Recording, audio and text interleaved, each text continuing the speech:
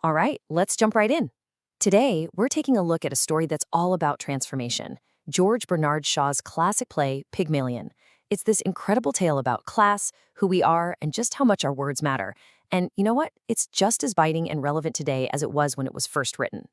So, the whole thing really boils down to this one big question, right? Is it your voice or is it your value? I mean, does the way you talk actually define you? And maybe more importantly, does it decide what you're worth to everyone else? This is the idea that Shaw throws right in our faces from the get go. Okay, so picture this, a rainy night in London's Covent Garden. We're under a church awning and a chance meeting between a poor flower girl and this brilliant, kind of snooty linguist. Well, it sets off a chain of events that's gonna change everything. This is where the whole wild experiment begins. So you've got these two people who are just complete opposites, right? On one side, there's Professor Henry Higgins. This guy is a genius with phonetics. He can tell you what street you grew up on just by listening to you talk for a second. But he's also incredibly arrogant. He doesn't see people, he sees data points, little vocal tics to analyze. And then you have Eliza Doolittle. She's a flower seller with a thick Cockney accent, she's poor, but she has this fiery, defiant streak. She is absolutely not just a data point. And this quote, is the moment it all goes down. Higgins is just so bothered by Eliza's accent, but he's also weirdly fascinated. So he makes this absolutely wild boast to his friend, Colonel Pickering. Just like that, on a single, arrogant whim, a bet is made. And Eliza Doolittle has no idea her entire world is about to be flipped upside down. So how exactly do you turn a flower girl into a duchess? Well, it's way, way more than just learning to speak properly. This is a complete teardown and rebuild of a human being. We're talking about stripping away everything she is to create someone totally new. The whole process is almost clinical. It starts with the surface level stuff. A bath, some new clothes. That's the easy part. Then comes the real grind. These endless, brutal lessons, drilling vowels and consonants over and over again. But the last piece, the real challenge, that's the polish. It's learning all those invisible rules of high society, what you can say, and maybe more importantly, what you absolutely cannot. Okay, so after months of all this insane training, it's showtime. It's time to put this experiment to the test. Can this duchess that Higgins has created actually fool the upper crust? Well, let's just say the results are interesting. So her first test run is at Mrs. Higgins's house, and it is a hilarious disaster. I mean, her accent is perfect, absolutely flawless. But then she opens her mouth and starts talking about her family in the most shocking slang you've ever heard. It's amazing. But then, the final test, an ambassador's garden party. And this time, she nails it. A total triumph. She's so poised, so elegant, that people are literally whispering that she must be a princess. So from Higgins's point of view, the experiment is a massive success. But wait a minute, a success for who exactly? This is the point in the story where everything turns on its head.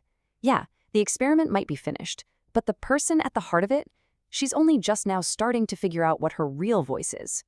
So they get home, and the guys, Higgins and Pickering, they're practically popping champagne, congratulating each other on how brilliant they are. They won.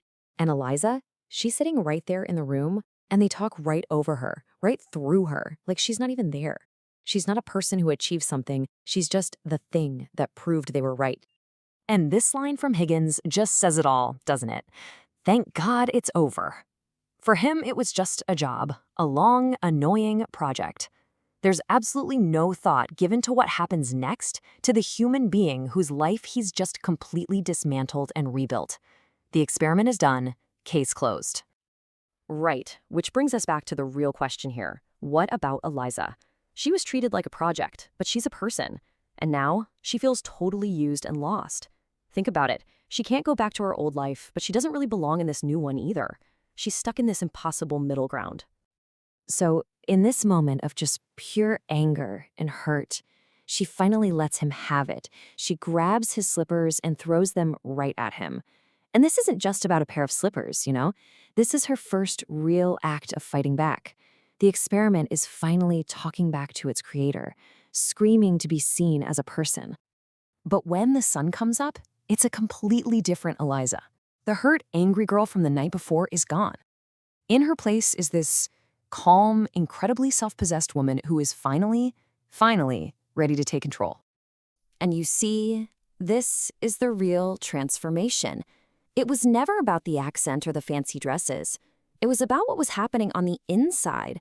She found her self-worth. She's not his project anymore. Now she stands up to him as an equal. She will not be pushed around. This is the moment she truly becomes her own person. And then comes the ultimate power move. She calmly lays out her future plans.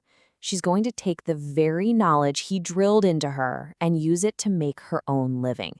She's not just going to be his equal, she's going to be his competition. How's that for a declaration of independence? And with that, she walks out. Higgins is just left there totally floored, completely sure she'll come running back. But the woman who leaves that day isn't the flower girl he found, and she isn't the Duchess he made. She's just Eliza, free, determined, and entirely her own. So Shaw leaves us hanging a little bit, which I think is brilliant. It forces us to ask ourselves, what does real freedom actually sound like? Is it just about improving your situation in life? Or is it something deeper, about finding the courage to use your own voice, whatever that voice is, to tell the world exactly who you are and what you're worth?